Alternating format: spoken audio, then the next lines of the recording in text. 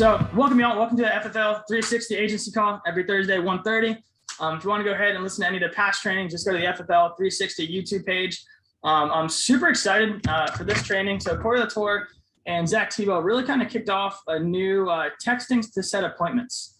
And they don't even dial the phone too much anymore. I think Corey, correct me if I'm wrong, you booked like 12 appointments in a few hours this morning via text off of aged mortgage leads, which is just awesome. So I started to do that myself. And I've also incorporated a lot of Zoom into my my repertoire. So I only had one in-person meeting all last week, and it's actually going really well. My no-show rate, I'm getting that down a good bit. So I really just wanted to take this to kind of share with you guys what I'm doing. Thanks, Anthony. To get a bunch of text appointments. So real quick on the text, right? It's never going to get rid of dialing the phone.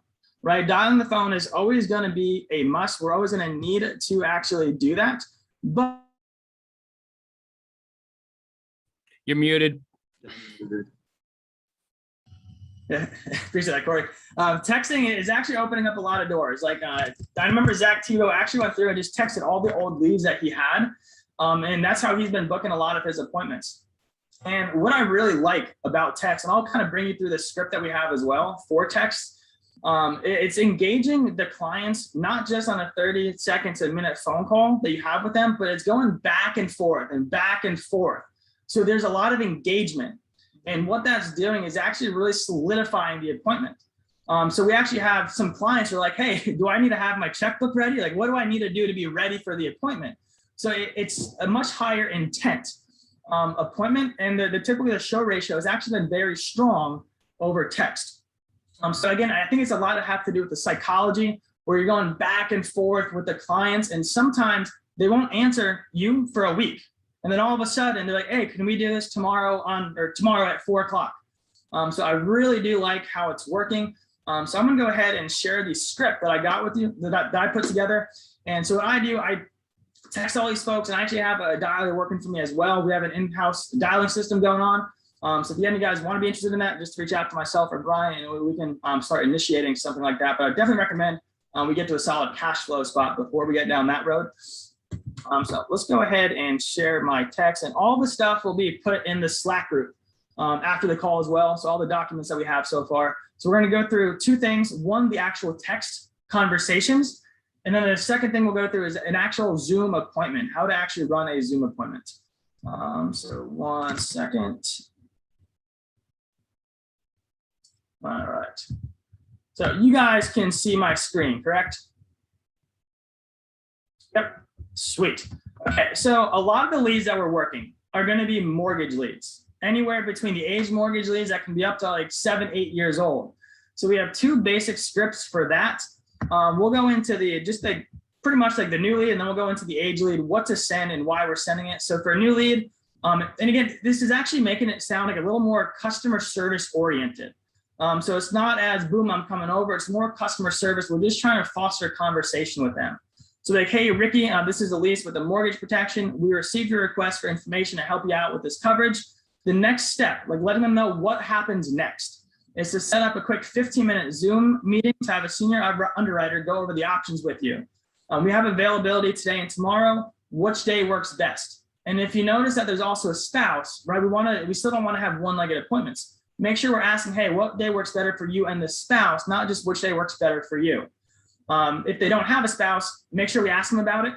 So say, if we did not notice a significant other listed on the form, if there is a spouse or significant other, we will need them there as well. A card, so I always send a picture of the card, the mortgage form that they filled out, or if it's an old aged final expense or new final expense, same thing works here as well. Corey Latour actually has a pretty cool thing to do with the mortgage that doesn't have an image with it. He actually just takes a picture of the pop-up and we'll send that out as well.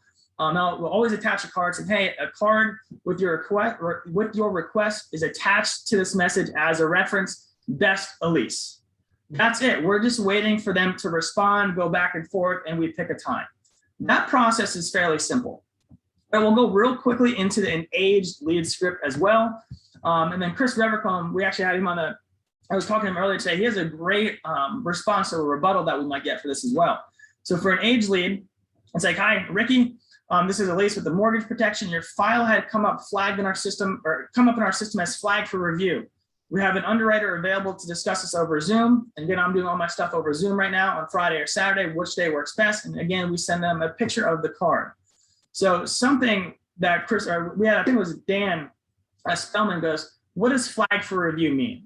And Chris, I know we got you on here. Can you kind of explain how to overcome that rebuttal? Because that is something that people are getting pretty often. And you had a great response for that. Yeah. So you don't ever want anybody to think that that flagged for review is like anything negative. So I always just tell them, hey, I'm a new manager taking over this area. I've just gone through all of our old files and it just looks like yours was ready for updates. So I thought I'd reach out to you. And I had one book after that, and I had a couple say, yeah, we're still not interested. So yeah, that's okay. Right. It's just sticking to Chris. I know you had already booked a few appointments off of folks that haven't answered their phones. And I think that's pretty important to really start incorporating text into a lot of this. I was talking to Corey before earlier, and he goes, dude, like he was talking to his wife, and a lot of younger folks and older folks, their phones get blown up all the time, right? So a lot of people just don't answer phones, but if we shoot them a text, we again have another way of actually getting the house and helping them out. So, so that's pretty basic, right? Going back and forth with that. What we've now put together, which is pretty interesting, is to really solidify the appointment to make sure when we show up that they're going to be there. And again, it's a little bit different than what we're used to. So as we finish booking the appointment, we just send a quick confirmation. We got you down with the underwriter, Dan Trinati, and we're going to send you over an email confirmation with the details of the Zoom appointment. We'll ask for the email and stuff too, and they typically reply back, and it's a quick back and forth. Where it really comes in, after the appointment is booked, what we do is we actually send out a calendar invite with them. So we'll get their email, we'll go on our Gmail account or whatever email you use, and we send out a calendar invite. And this is just some basic information that we send to them. So, hey, this is confirmation for your mortgage appointment with Dan Trinati, date, time, Zoom link, and I also have a digital business card that I made a while back. I have to update it, but just to, again, give them some reference into who we are. Who are you? So again, it looks a little bit more professional. If they don't answer the calendar invite within an hour, what we're doing is setting them a reminder. And we're not saying, hey, idiot, you didn't answer this. Please go ahead and accept it. What we're doing is a little bit different, a little bit more psychology. We'll say, hey, Ricky, we send the calendar invite to the following email, the abc@gmail.com. Is this the correct email? Right? So instead of calling them out saying, hey, accept it, we're asking them, is this correct? Because what's going to happen then? They'll be, oh, yeah, that's correct. And they go accept it. If they don't answer that again, what we send out the next day is, again, another ask for confirmation that they're going to be home. If they don't answer, what we do is we just book another appointment in their schedule, and we're going to ask them to reschedule. I mean, we're going to put someone else in that time slot. So pretty basic. Once they accept the invite, we said, hey, we received it. Thank you. We're looking forward to meeting you. Got it. So that's it. That's just really confirming that they have the invite on their calendar. Kind of like when we ask them to write down the information for the appointment, like in a calendar book or whatnot, we're actually getting them to put this in their email calendar. So we'll get reminders throughout the day. Prior to the appointment, the same day, what we're doing in the morning is blasting out every single person that we have an appointment with. We're sending them a reminder for the appointment.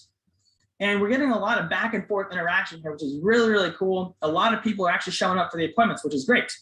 And then again, 30 minutes prior to the meeting, we'll send another follow-up email or message through text.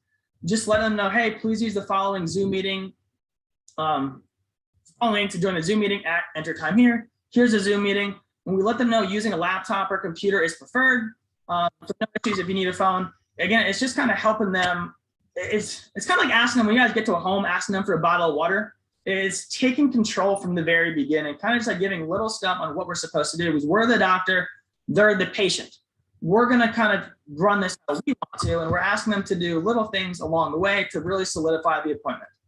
So I will share this in Slack so you guys can all kind of have the workflow of how it goes from when we book the appointment to the follow-ups to make sure that they actually get on the Zoom invite. Do any of you guys have any questions at this point in regards to the phone, or not phone script, but the text script? Nope. And what it does, just again, a really good job at is the back and forth interaction. I might have been able to book a few more appointments over phone. We're finding that the back and forth throughout the day, even if it's a few days later when they respond, it's really solidifying that appointment. And they're literally asking, hey, you're still coming over, correct? And it'll be like a day or two ahead, just to confirm, like they're confirming with you that we're still on board. So that's it. So the next thing that we're going to go over, let me have a quick drink of water. Yep, Terrence, I will be sending all this stuff in our Slack group as well. So the next thing I want to go over is the actual Zoom presentation itself, once we actually have them on the Zoom meeting. So the presentation I'm about to show you is really just a spinoff of, I don't know if you guys saw the TNL with Ginger when the Zoom stuff just started really becoming a thing here. She sent out, in our Family First Life through Ginger, sent out a PowerPoint presentation. So I just took that PowerPoint presentation and kind of tailored it to a little bit how I liked it. And what it does, again, it gives a lot of structure for how the presentation is going to go, right? Because throughout the whole texting sequence, right, there's we answer, they answer, we answer, they answer. We're asking to do little things along the way. So the structure is being set from texts, like just how expectations are set on the phone. Same thing's true with text. So we're providing them a lot of structure of how the meeting is actually going to go. So let me go ahead and share the screen again. Okay. So, and again, this is going to be geared towards the mortgage protection. So opening up, I just have a quick just rapport building with what we do. I just kind of chat with them real quick and say, hey, again, this is for the mortgage protection. Most folks just fill this out just to make sure, heaven forbid something happens, that their family's protected and we're not going to be out of the house. And I'll say, hey, Mary, that's all we were looking for here, correct? And they typically say yes. I'm not saying, hey, we're going to pay off the house. We might do equity protection. I'm not saying anything yet. We're just protecting their house. And at this point, what I do is I actually make them take down all my information. So, hey, Bob, Mary, if you guys don't mind, do you guys have a pen and paper you can take down real quick? And I'm going to give you all my information. So that way you can actually verify me on your end if you want to as well. And I'll give them my first name, my last name, my personal cell phone number. And then I'll be, hey, Bob and Mary, I also want you to take down this number. And this is my national producer number. This is the number that's given to me by the federal agencies that oversee insurance. So that allows me to do or to conduct mortgage protection, life insurance within the states, and again, here in Maine as well. And I'll give them my national producer number. So again, it's kind of like if you guys show your state license in the beginning of the meeting, it's the same thing. It's just giving some extra confirmation on who we are and what we do. So that way they also have our information. I'll say, hey, if you guys want, you can go check it out later. So that way you guys know that I'm not just some stranger on the other end of a computer screen that does a little bit of chuckle. So I go to the next slide. Let's say this is basically about Mary, what I do. And I've been doing this for a few years now. We put millions of dollars of insurance in place to protect families. We do basic life insurance with mortgage protection, term, universal, and whole life. Like, Bob, Mary, do you guys know the difference between the term, universal, and whole life? And I'll even be a little informative with them. I'm letting them know the different options that we have available. We do some basic burial and final expense policies, accidental policies. We do a bunch of health insurance. That's mainly going to be geared towards folks that are 65 and up in the Medicare space. We also do retirement asset strategies. So if you have a 401k and you're retiring, we need to roll that over into a non-employee sponsored fund, just due to legality reasons. But today, what we're going to do, Bob and Mary, is we're going to make sure that we get your mortgage protected. Okay. So this is what we're going to do, Bob and Mary. And before we do this, I want to make sure that I have a solid understanding of what it is that we're trying to accomplish. So here's where I build the why. I'm going to ask them, if they're married, say, hey, are you guys going to stay in the house? Would you leave? Financially, can you stay in the house? I'm just trying to get their goals. If they're single, like, hey, who would be taking over the house, or who would be burdened with the house once you pass away? And I'm just trying to get a good understanding of what we're trying to accomplish.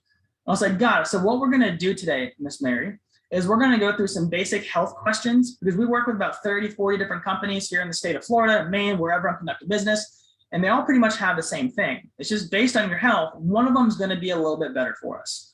We're going to go over some financial needs analysis, because we have to make sure whatever we're doing, Bob and Mary, the value's there, but it also fits in the budget. That's going to be the biggest thing, is fitting in the budget. And by saying that, you're getting them on your side. right? Because I'm not just here trying to sell them the biggest policy. We're not here trying to sell them the biggest policy. We got to make sure it fits their budget. And then what we'll do, Miss Mary, we're going to go through some different options that we have available, and we'll spend a few minutes kind of talking about which options make the most sense for you. And then what we'll do after that is we're actually going to help you, and keyword help you, apply with one of the insurance companies to make sure, heaven forbid, something does happen. Everything that we just talked about here at the beginning, what you're trying to protect, that's all taken care of. Does that make sense, Mary? And they'll say yes. And this is where I want them to object to me. Right? I want to bring up objections. When I first started, even in homes, when I would do it in person, I would just kind of cross my fingers and hope I got all the way to the end of the presentation and that they didn't give me objections. So now I want to make sure that I'm getting all the objections out front at the very beginning. And then we just go through some basic health questions. We go through a financial needs analysis. And I'll say, hey, again, Bob and Mary, the reason that we're doing this, I'll give them purpose to why we're doing this, is I want to have a good understanding of if something happens to one of you, or once we reach retirement and someone passes away, what is the financial burden going to be on the other person? Right? So I know we're here to protect the mortgage, but if there's also some income protection that we need, right? Even if the mortgage is paid for, but Miss Mary and Bob passes away, or vice versa, and our income isn't even enough to pay for basic utilities, car and auto insurance, we might need a little bit of a buffer there on top of that. Right, so we're taking into consideration their whole picture, not just the mortgages. And this is where we become a true insurance agent, not just mortgage protection or final expense agent. So we'll go through all of this stuff, and we'll go through their incomes, any retirement, any existing life insurance in place. Right, so we're bringing that out ahead of time, and then we go through all their bills. And I just write this down on a white piece of paper afterwards. When I get through their income, I write that down. When I get through their bills, all of this stuff, I write all that down. I add them all up.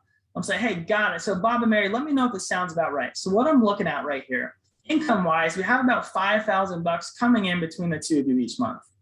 After we add up the expenses, it adds up to about $3,500. So that gives us about $1,500 left over each month as disposable income. Does that sound about right? And they typically shake their head and say yes. Got it. So what we're going to look at doing is, I know it's morbid to think about, but Bob, we're going to kill you real quick. And they typically chuckle, right? We have fun with it too. At the same time, it's fun to actually have emotions and capture someone's attention over Zoom. They enjoy that. I remember Corey was saying he used to be a streamer, and it does stream. It's enjoyable to catch someone's attention over Zoom and kind of see how their reactions are. So have fun with them when you're doing this, but also keep it very serious. So we find out that, let's say Bob dies, and Mary's income is going to go down to $1,500 because none of Bob's retirement is going to be transferable to Miss Mary. And let's say we still have so the expense is worth $3,500. Let's say Bob passes away. Some food bills are going to go down, another bill is going to go down. Mary, we're going to have about $2,500 of expenses each month, but only making $1,500. Right, so what we'd probably look at doing, Miss Mary, again, I understand their why. Let's call it like a equity protection. So say, hey, Miss Mary, if you had about 1 to 2 years of not having to worry about finances to figure out what the next steps are going to be, is that going to be enough for you? Is that going to be long enough time for you to figure out what are we going to do here? Are we going to get the equity out? Are we going to have someone come live with us? Are we going to go live with the daughter? Is that enough time? And they say yes. And then we draw up some different options for them. Right? So let's say, again, Miss Mary's income is $1,500. The expenses are still $2,500. So I'll be like, Mary, we need at least 25 or at least an extra $1,000 a month to stay afloat, right? To make sure everything's paid for. Let's give that another $500 buffer rooms. Would you agree that we need a little bit more room than that, just breaking even to make sure that we can stay in the house? Yes, got it. So that's where I do, okay, we need $1,500 a month times 12, $18,000. And that's where like an equity protection would be. And then once we go through here, sorry. So it's still a little bit new to me, so I'm trying to remember my process pretty thoroughly. What I'll actually do from here is I actually go to the FFL 360 website. So my keys are a little bit sticky, and I'm actually going to pull up the different underwriting guides for them. So if I know I'm going whole life or term, even if I already know where I'm going, I'm going to bring this up for them. So I'm going to actually look to see which companies based on their health diagnoses are going to take them. So we're actually kind of picking and choosing with them, right? So they can actually clearly see what we're doing. And then, say, hey, we're going to go with Americo. They're going to accept us because we've had a stroke. Let's scroll down here. Let's say Miss Mary had a stroke over 1 year. Americo is going to take us for level coverage. So Miss Mary, this is the company that we're going to apply with today. And then I'll actually bring up Americo's app with them. So I'm gonna stop sharing my screen now, but I'll actually go through their actual application with them. So you want to make sure you're sharing your screen, and then they can see everything that you're doing. There is 100% transparency here. They see you actually problem solving throughout the entire appointment, right? So we want to make sure when we're on Zoom that we're being very transparent with them. They can actually see exactly everything that we're doing. And then we just go ahead and help them apply for coverage just like you would an in-home. One thing that I don't know yet is how all the different e-applications work when you're doing it over Zoom, right? So that is one thing I would recommend. Maybe if you're in a client's house, maybe try doing an email signature with Americo, even when you're in the home, just so you can actually see how it works. Because some people aren't that great at emails or documents. They're on their phone, it's tiny. They're trying to be on Zoom and the documents at the same time. I would recommend, like with Americo or Mutual of Omaha, whichever carrier you're going with, do an application with them in person and email it and say, hey, I'm brand new at this. I'm doing some Zoom appointments. Do you mind if we send you an email so I can actually see how that works? And they actually like problem solving in the home with you. Like they feel like they're a part of something. And then we wrap it up. And I let them know, like, even if I have a client up in Maine, I'm down in Florida, like, hey, Bob and Mary, I live in Jacksonville, Florida. I know you guys are up in Maine. But I am your agent. You got me for life. And I let them know I'm here for them. I'll say, Bob and Mary, next steps is I want you to write all this information down, and I'll give them like Americo, I'll give them the policy number, the amount, and I want them to write all this stuff down. In about 2 weeks, you'll get all this stuff in the mail. So please make sure you read it. If you have any questions, please don't hesitate to call me. My phone's on 24/7. And Bob and Mary, if I don't answer my phone for more than 2 days, I can see Richard already laughing. That means I went before you did. So call the company that I just gave you because I can't help you, I'm gone. And they typically laugh and chuckle. And then at the end of it, say, hey, I know that was funny, Bob and Mary, but in all honesty, this is pretty serious. Do you feel a little bit more at ease knowing that if something does happen, you guys are taken care of? And I want them to say yes, right? They're gonna say yes. And that's gonna help with persistency, especially since we're doing it over Zoom. There's some humor, but also reality to it. So they have my personal number, my national producer number. They have all the information right then and there. So I hope that helps y'all. It actually has been working out very well. My no-show ratio is right around like a 60 to 70% right now through Zoom, and I'm really trying to get that up. And a lot of people that don't show up, they're actually responding saying, sorry, I couldn't make it. Can we reschedule? So it is actually pretty darn neat how all this is working. And again, it is a work in progress. I wouldn't say to do this 100%. But still dial text. Do a little bit of both until we have some more research to how well that this system is actually working. But what we have right now is not broken, so I wouldn't change it. So I hope that helps y'all. We will get this started. I'm going to open this up for questions in just a second, but I'm going to stop the recording. We'll be on again on the FFL 360 YouTube page within about a week. We'll also post all the documents that we just went over in the Slack group. So if you guys have any questions, all this information will be in the Slack group as well. I appreciate you guys. Let's go out and have a great weekend.